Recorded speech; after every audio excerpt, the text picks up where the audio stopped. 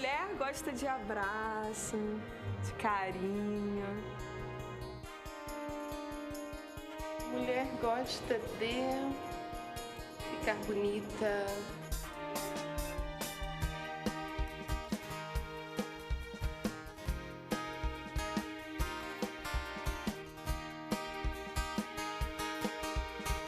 A gente quer ser feliz.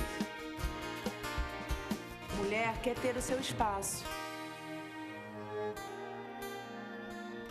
No tema saúde e vida, a gente está sempre pensando assuntos que estejam relacionados com os seus pensamentos, emoções, sentimentos. É um programa que tem um enfoque bem da área da psicologia, área psicológica. E esse programa a gente busca pautas que possam te ajudar e também te convidar a procurar ajuda se você quiser terapêutica.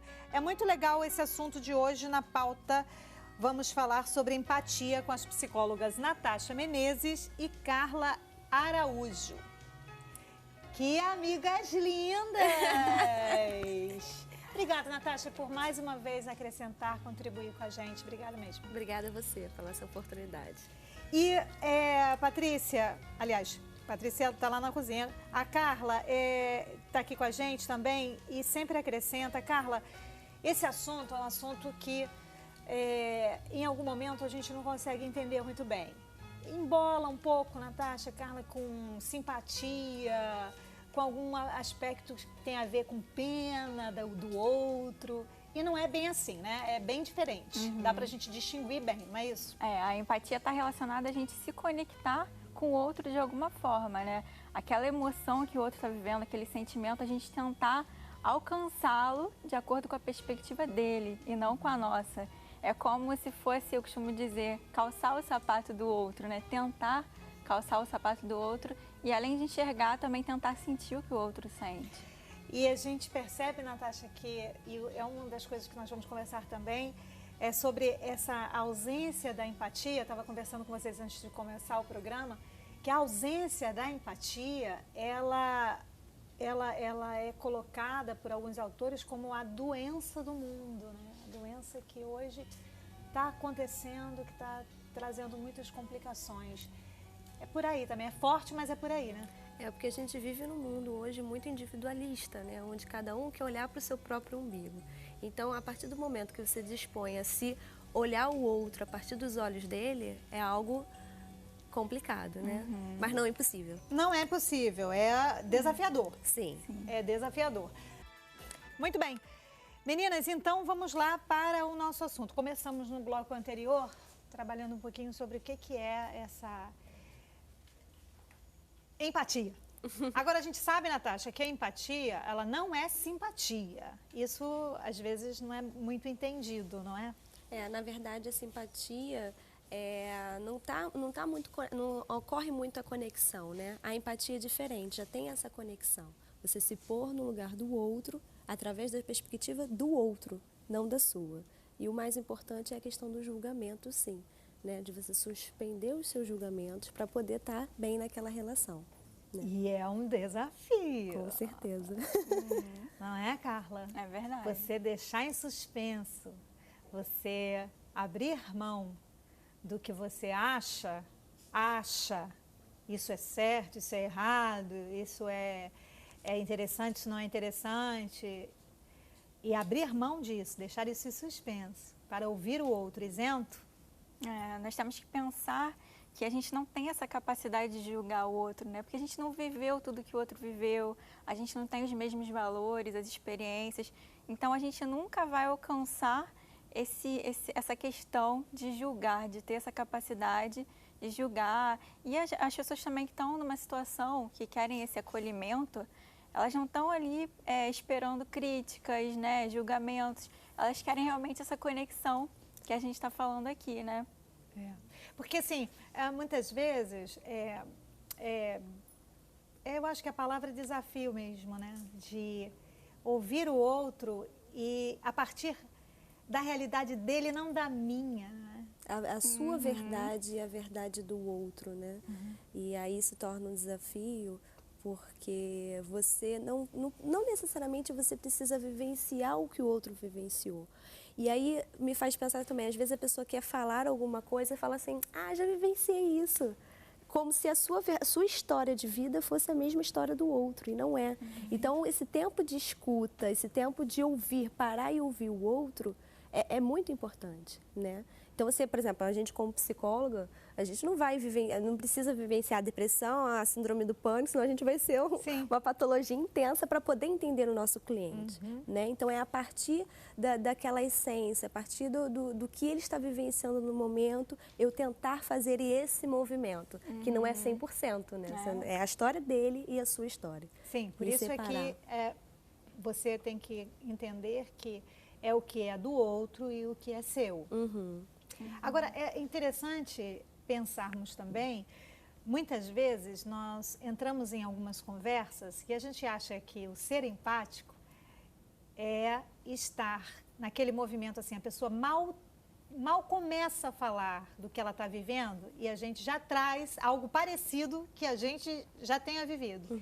E aí a gente coloca uma maneira nossa, toda nossa, de ter passado por aquilo que achamos similar a que o que o outro está vivendo. Na realidade, aí a gente está levando o nosso ponto de vista. Aí a gente está levando a nossa experiência para o outro. É muito interessante perceber a sutileza disso.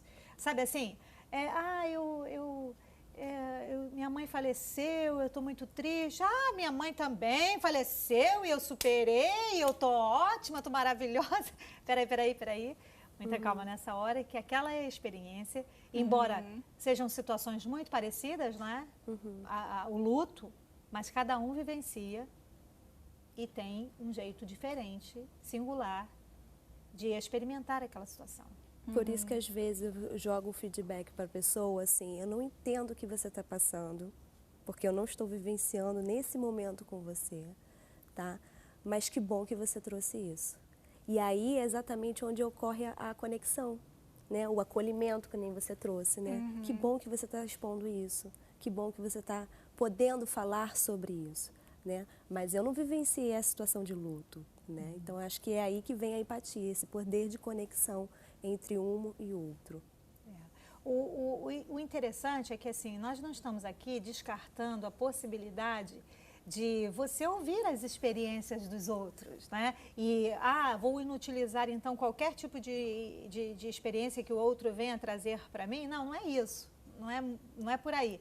Você pode, não é, Carla, ouvir o que o outro viveu, que é similar ao que você está vivendo, mas entendendo sempre que a forma como você lida com aquilo, ela é uma forma sua de ver aquilo. E isso é importante ficar distinto, né? Claro. Essas pessoas querem nos ajudar de alguma forma, mas no geral não sabe como, né? Não sabe lidar, não sabe o que dizer nesse momento. Acho que o ideal é a gente estabelecer a gratidão, né? Porque são pessoas que de fato querem nos ajudar, mas não perder o nosso real foco, o nosso caminho, né? Onde realmente a gente quer alcançar. Isso. Você falou como é importante você ouvir, mas como não podemos descartar nada, nenhuma possibilidade, aquela pessoa que traz a sua experiência também pode ser funcional para aquela que está ouvindo. Sabendo que não é a sua história e não é a sua vivência. Mas talvez essa troca, por mais que tenha sido diferente, é importante a que está relatando ouvir também. De fato, acaba mudando alguma coisa dentro da gente, né? E ouvir... ouvir e tanto relatar, tanto você ouve quanto você relata, naquela postura e naquela posição assim, é para troca. Não precisa ser acatado. Eu vou deixar o outro livre a acatar ou não, né? A receber ou não. Essa é uma decisão que eu vejo essa decisão, essa postura é uma postura muito madura.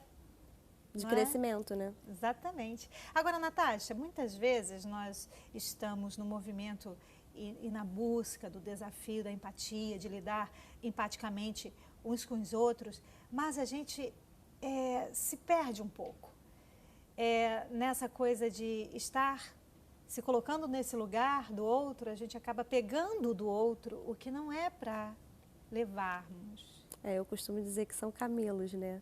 Que que a gente vai carregando cargas que não são nossas, histórias, verdades, conceitos, valores que não são nossos.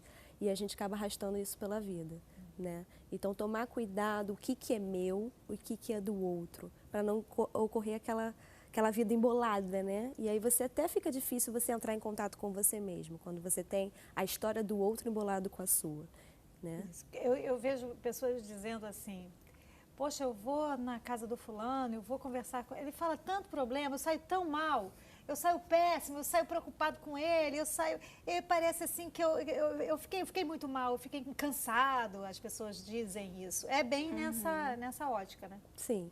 Será que esse outro está precisando de falar? É o momento dele? Talvez pensar nesse movimento, né? Dessa necessidade que o outro tem de expor, né? E não pegar aqueles problemas e carregar para sua casa, para sua vida, né? Essa coisa é bem da mulher, né? Mulher que não é nossa, né?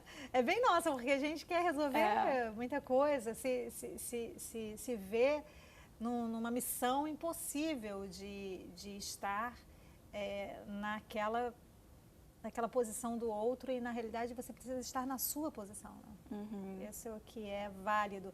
Agora, talvez você esteja dizendo assim, mas será que isso de separar o que é meu e o que é da outra pessoa, saber ouvir com essa maturidade de poder entender que eu preciso deixar o que é da pessoa para a pessoa e ficar com o que eu tenho, saber distinguir isso e agir com essa maturidade, você talvez esteja pensando, não seria isso egoísmo? Não seria isso uma posição assim de indiferença com o outro? Pelo contrário, né, Carla? Não, eu não vejo como indiferença, não. É realmente pensar no outro, nessa questão da individualidade, mas também trazendo a questão da empatia, né? Porque como que o outro vai crescer? Se você embola com o outro, você acaba não ajudando o outro. Sim. Porque ele não consegue nem distinguir o que é dele também, né? Então, se você consegue fazer essa fronteira, essa divisão entre você e o outro, você está ajudando o próximo também. Não é uma questão de egoísmo ou não. Porque isso fica confuso muitas vezes, né? Nessa dinâmica do ser assistencialista, né? E não prestar a assistência, porque tem muita diferença entre ser assistencialista e prestar assistência. Né? Quando você é assistencialista, você dá tudo para o outro e fica sem nada. E fica vazio. Eu vejo como algo essencial a gente ter, assim, essa escuta ativa, né? Mas não trazer aquilo pra gente. É realmente estar ali com os ouvidos bem abertos e os olhos bem abertos, atento ao que o outro está falando e tá tentando causar essa empatia, né? De se conectar, de estabelecer ali uma relação para tentar facilitar, né, a saída daquela pessoa daquela situação de conflito que ela está vivendo. Eu acredito que tem a ver com o cuidado de permitir que a outra pessoa seja ela mesma. Então, deixar, Natasha, digamos, você vem e você quer que eu diga para você alguma coisa.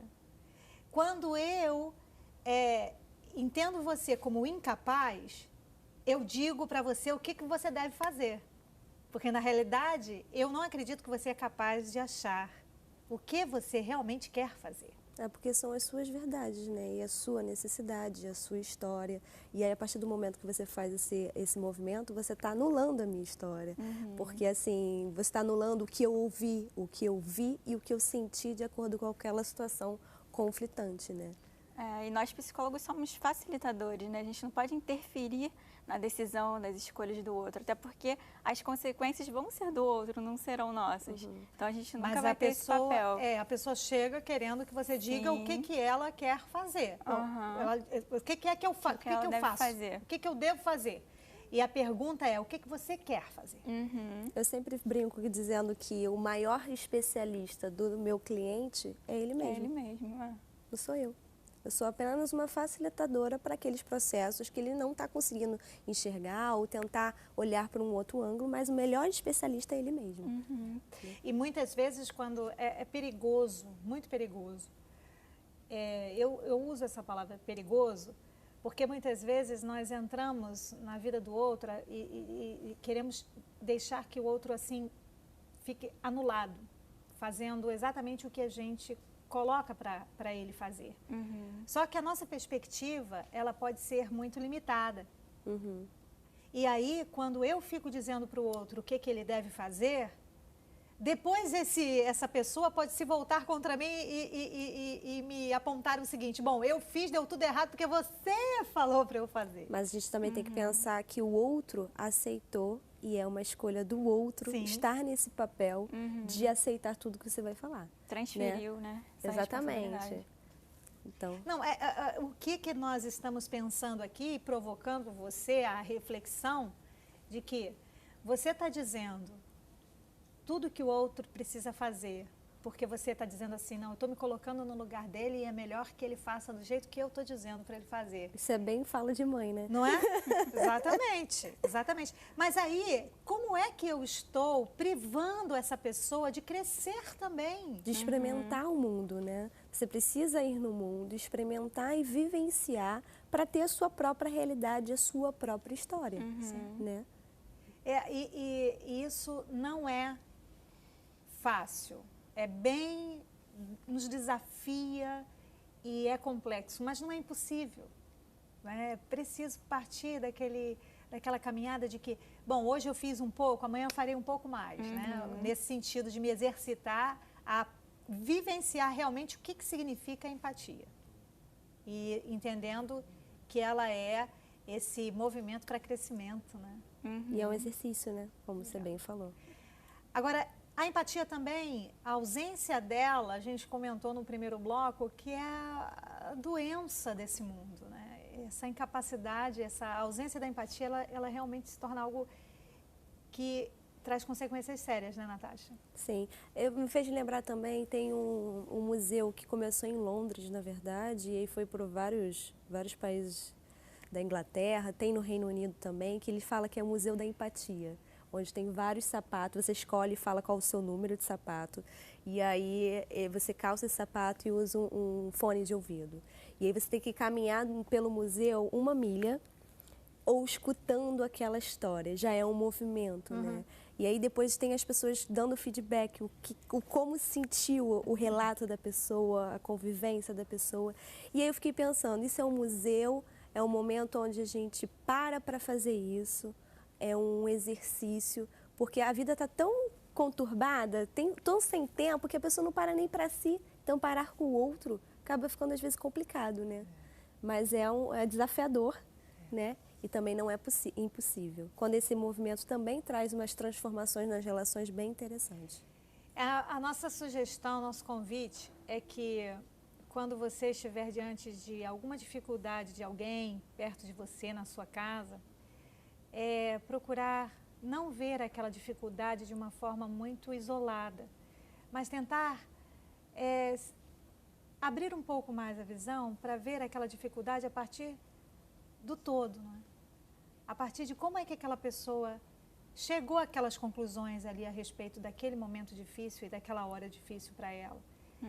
É muito interessante quando a gente faz esse exercício, porque a gente percebe que o outro pensa de uma forma que você diz assim, como é que ele pode pensar desse jeito, né? Porque isso se resolveria rapidamente, mas não é bem assim que as informações familiares chegaram a ele, a história que envolve essa pessoa chegou a ele, né?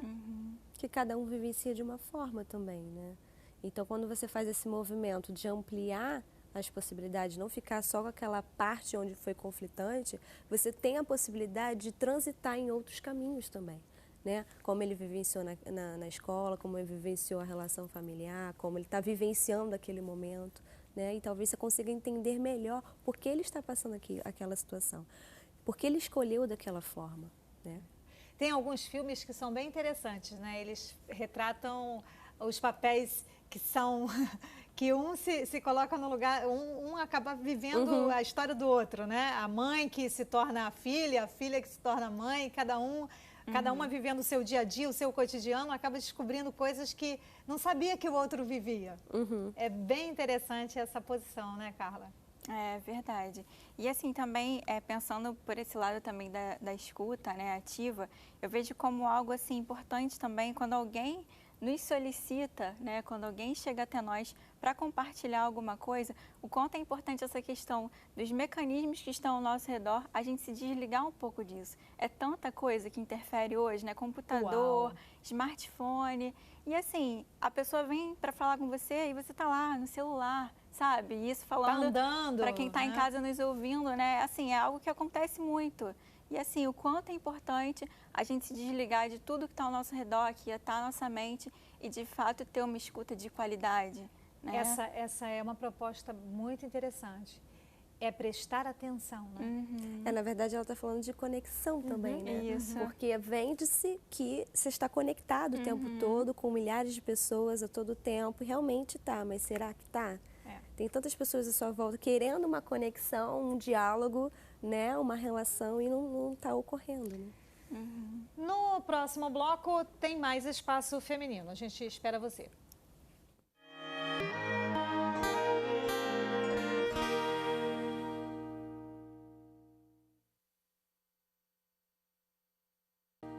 Voltando com o espaço feminino, hoje no nosso tema Saúde e Vida, a pauta empatia, com as psicólogas Natasha Menezes e Carla Araújo. No bloco anterior, nós falávamos sobre a ausência da empatia como uma grande doença do mundo, não é? Agora, a gente vê, dentro da perspectiva da família, da casa, Carla, muitas vezes os pais, você pontuou uma coisa meio interessante, os pais esquecendo que já foram crianças, esquecendo de olhar sobre a perspectiva da dificuldade, da situação em que aquela criança está vivendo. Um exemplo muito bom é que às vezes assim, a criança chega para o pai, o coleguinha, sei lá, pegou minha bola. E os pais falam, é só uma bola, compra outra, e não dão a devida importância. E, no entanto, aquilo para a criança é um desafio grande, é como se fosse, de repente, para a gente, alguém roubar o nosso carro, né? Porque a criança, no mundo da criança, é algo grandioso. Ela está enfrentando desafios de criança. E a gente diminui também as tarefas e os desafios da própria criança, né? Falar, você só vai ter preocupação se você pagar a conta ou quando, sei lá, quando você crescer. E a verdade não é, é pequeno espaço de acordo com a idade dele, que a maturidade permite, né? Na escola. Quando a gente diz para um filho assim, você não faz nada, você só estuda, você não, isso, sabe, você está realmente saindo da realidade dele, da ótica dele, da perspectiva dele, só vendo pela sua. E isso é muito cruel. Isso realmente afasta, não aproxima. E eu vejo que muitas pessoas em casa estão morando no mesmo espaço, mas estão muito distantes umas das outras. Não estão próximas umas das outras porque elas não estão assim, com essa... fazendo uso da empatia em que eu possa olhar a partir da sua forma de ver. O adolescente muitas vezes se sente só dentro de casa, está ali, mas não tá acompanhado, porque ninguém consegue perceber a forma como ele está vendo. Todo mundo esqueceu. Passaram pela adolescência e a amnésia agora é total e profunda. Ninguém mais lembra. E essa questão também envolve algo mais grandioso, assim, que, por exemplo, no caso das crianças, né, quando a gente não dá a devida importância, quando não tem essa empatia, ela se torna um adulto, assim, inseguro, né, com uma autoestima baixa. Então, envolve uma série de fatores que, quando é criança, a gente não dá a devida atenção. E continua reproduzindo a ausência da empatia. Porque ele não aprendeu, né? Não viu isso acontecer na vida dele. Sim. E hoje há um convite para você. Que hoje você comece a encarar essa possibilidade de fazer uso tão importante da empatia. Sabe, a gente falou aqui de uma casa onde todos estão no mesmo espaço geográfico, mas distantes uns dos outros. Fazendo uso da empatia, essa aproximação ela vai começar a acontecer. E às vezes, gradativamente, pode não começar, vou começar hoje, como se hoje fosse tudo ser resolvido. Não, começa hoje e isso vai realmente se aprimorando, crescendo, se desenvolvendo. É um investimento bem desafiador, né, Natasha? De tempo, né? E de emoção também, né? E também a questão da recepção do outro, né? Que às vezes você vai tentar se aproximar do seu filho adolescente e ele vai negar, nunca fez isso, porque está fazendo isso agora, Exatamente. né? E você como mãe, ou seja lá qual o seu tipo de relação, é pensar que talvez não seja bem esse caminho, tentar para um outro lado, para um outro viés, né? Ou até mesmo a resistência do outro. Então, assim, é um processo. É que assim, a gente continua só no nosso lugar e olhando só o nosso ponto de vista. Mas eu me aproximei e ele me deu o feedback que eu queria. Eu desisto. É assim, depois de tanto tempo não usando a empatia, querendo que ela funcione de uma hora para outra, não vai acontecer. É muito interessante perceber que é preciso realmente lidar com a resposta do outro a partir de como ele vê. E acho que é interessante também, a gente falou muito de uma questão de fase de vida, é a gente pensar também que, ou na função, você não está se relacionando com o seu chefe, você não está se relacionando com o seu filho, você não está se relacionando com o seu aluno, você está se relacionando com a pessoa. Né? Então, a partir do momento que você consegue entender que você é pessoa e não mãe, e que o seu filho é uma outra pessoa e não filho, acho que essa conexão se torna mais fácil, né? E começa a ser bem diferente. Sim. É enxergar no outro o semelhante, né? Eu vi algo muito legal com relação a isso, que a empatia envolve a compaixão, né? E não aquela compaixão de ver no outro, Sim, de pena. Tadinho, ter pena. Não, não é isso. É você respeitar o outro, é respeitar o espaço do outro, né? Deixar do outro. que o outro seja, né? Não deixar o outro sozinho se ele está sofrendo. Porque esse olhar para ver o semelhante, muitas vezes, pede da gente uma postura diferente.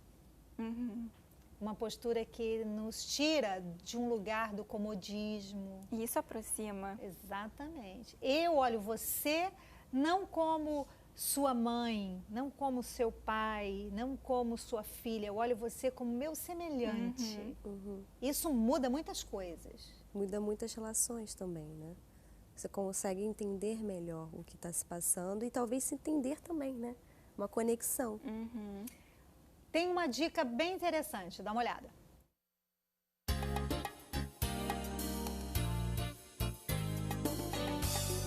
Não vá ao mercado com fome. Ir ao supermercado com fome não é uma boa ideia, diz um estudo feito nos Estados Unidos.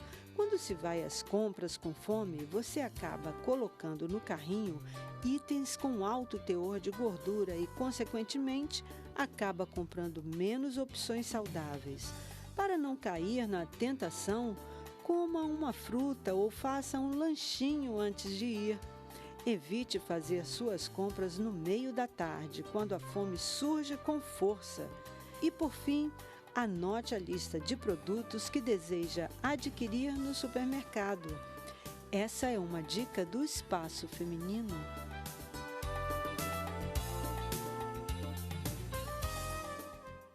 Ó, a Patrícia de Oliveira, culinarista, está lá na cozinha com o nosso pão integral. Patrícia, já temos um prontinho e você fez uma sugestão de uma pasta aí pra gente. Na verdade, é um queijo cottage. Muito fácil. E só o queijinho ou você incrementou com alguma coisa a mais? Não, só o queijinho, mas é da preferência de cada um. Pode ser a pastinha que a pessoa preferir. Entendi.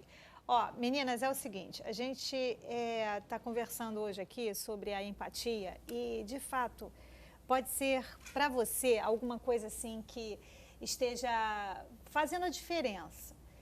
Porque a ideia é que esse assunto, ele em algum momento seja uma semente, né, lançada no coração das pessoas e que essa semente ela possa realmente produzir frutos bons, uma perspectiva diferente para esses relacionamentos dentro de casa. Porque às vezes a gente pensa em ganhar o mundo inteiro, mas dentro de casa existe um pedacinho desse mundo, né?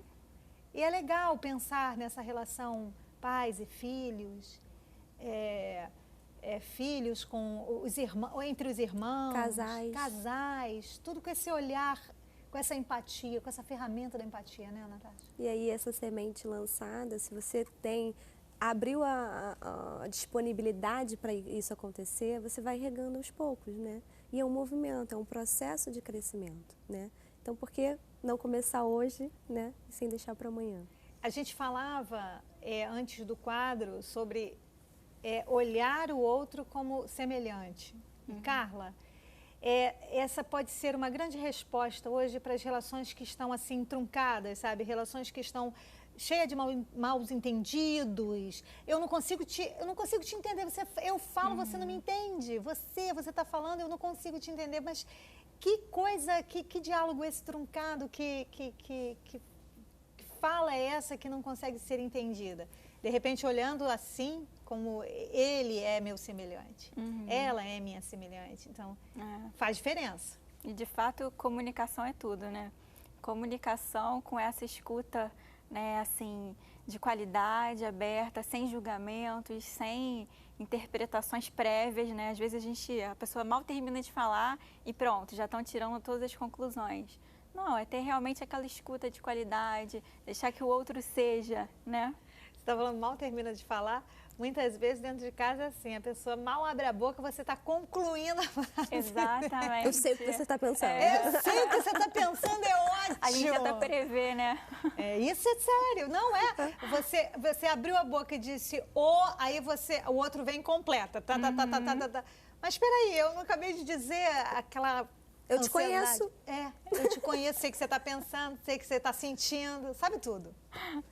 De fato, você não conhece o outro e às vezes você não se conhece, né? Então, quando você se propõe essa relação pessoa e pessoa, é tão desafiador porque você tem que entrar em contato com você mesmo e com o outro, né? São dois movimentos, né? Vamos para o intervalo, mas dentro do espaço a gente tem algum tempinho no próximo bloco que eu queria a sua companhia. Voltamos já já.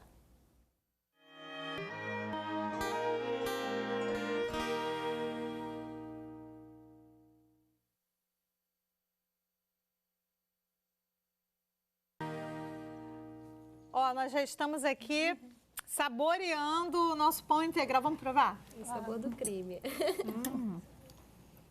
Esse aqui tá quente. Esse acabou de sair. Super Ferreira. Olha só, acabou de sair, tá quentinho. Tá vendo só? Meninas, o que vocês acharam? Muito Leve, bom. gostoso. Né? Não ficou... Agora eu, Patrícia, no meu que eu vou fazer em casa... Olha que chique, gente! Carla disse que vai fazer também, né, Carla? Não, é só, eu colocaria alguma coisa assim, tipo umas passas, um damascozinho cortadinho. Pode fazer. Uma brincadeira desse tipo, eu já deixaria dessa forma. E pode até rechear também, se quiser. Colocar uma ricota no meio, também dá. A Natasha, eu vou logo dizendo, eu abro logo o jogo. Ela disse que o dela, ela vai comprar mesmo. É o tempo, amiga, é o tempo que fica difícil a gente comprar no supermercado. Poxa, me entregou, Márcia. Entreguei. Não, é o seguinte, é pra você ficar livre, o seguinte, pensando assim, poxa, todas elas vão fazer, não tenho tempo pra fazer, não tem problema não. É simples assim. Tem agenda de saúde, dá uma olhada. A Secretaria de Saúde do Distrito Federal começou nesta segunda-feira a vacinar parte dos integrantes de grupos de risco contra o vírus H1N1. Serão imunizados trabalhadores da saúde, gestantes, mães a menos de 45 dias e crianças menores de 5 anos. A vacina protege contra os tipos H1N1 e H3N2. Para outras informações, acesse www.saude.df.gov.br. Continuamos comendo, com a boca cheia de pão aqui. Mas, Super Ferreira, vem cá que eu vou cortar para ela poder ver em casa. Como é que... Olha. Daniela Azevedo, você toparia? Claro que sim, guarda pra mim, inclusive. Perfumado. Nathalie vai querer? Com certeza. Agora, a Patrícia disse, meninas, que essa pastinha, esse cottage aqui, foi feito de uma forma diferente. Não é isso, Patrícia? Isso. Fala como foi que você fez. Esse cottage, você coloca o leite desnatado para ferver. No caso, não precisa ferver, só esquentar. E você vai pingando vinagre branco aos poucos até talhar o leite. Quando o leite talhar, você desliga o fogo, deixa tampadinho lá e depois é só coar. Muito prático. Super simples. É isso. Carla, obrigada pela companhia. Obrigada a você. Natasha, obrigada. Você sempre acrescenta. Obrigada, querida. Patrícia, obrigada por estar aqui com a gente. Eu que agradeço. Então, a ideia continua, o convite continua para que você possa exercitar a empatia. E se precisa de ajuda para um atendimento psicológico de qualidade, não deixa para depois, não. Vai buscar já, não é isso, meninas? Isso aí.